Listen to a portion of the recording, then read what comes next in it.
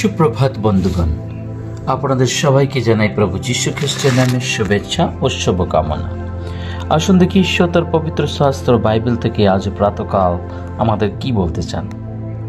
আজকের এই প্রাতকালীন অধ্যয়নের জন্য আমরা বের করব গীত সংহিতা তার 37 অধ্যায় 4 পদ। এখানে লেখা আছে, আর সদাপ্রভুতে আমোদ করো, তিনি তোমার মনোবাঞ্ছা সকল পূর্ণ করিবেন। ঈশ্বর তার সুন্দর বাক্যে আমাদের সকলকে আশীর্বাদ যুক্ত করুক, আমেন। সাধু দাউদের এই গীত 37 অধ্যায় 4 পদের মধ্যে লেখা আছে, সদাপ্রভুতে আমোদ করো।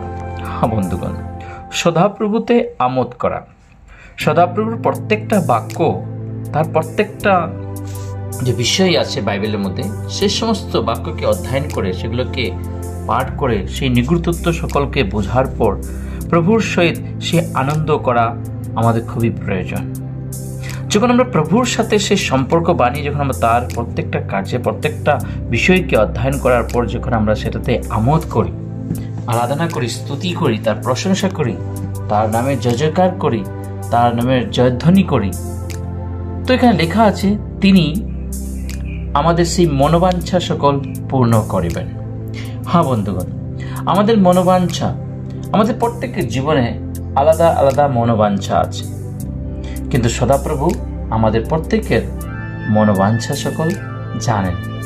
তিনি আমাদেরকে সেই আমরা উৎপন্ন হওয়ার আগে তিনি আমাদের জন্য সবকিছু প্রস্তুত করে রেখেছেন, সবকিছু তৈরি করে রেখেছেন। তিনি আমাদের মনের সেই সমস্ত আমাদের ইচ্ছা বা আকাঙ্ক্ষাগুলো তিনি জানেন। তাই বলছে, যদি আমরা সেই সকল আমোদ করতে চাই, সেই সমস্ত কিছুতে যদি আমরা পরিপূর্ণ হতে চাই, তাহলে আমাদেরকে সদাপ্রভুতে আমোদ করতে হবে, তার জয়ধ্বনি করতে হবে, তার আরাধনা করতে হবে, তার স্তুতি, তার প্রশংসার মধ্যে আমাদের জীবনকে নিয়ে চলতে হবে।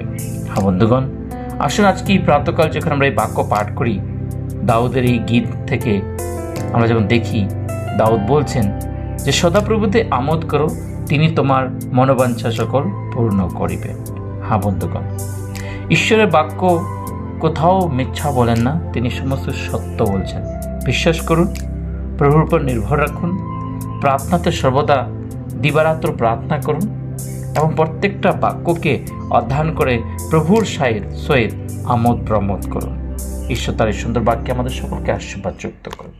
আসুন প্রার্থনা করি। পবিত্র পবিত্র বাহিনীর সদাপ্রভু, তোমায় মহানামে ধন্যবাদ করি।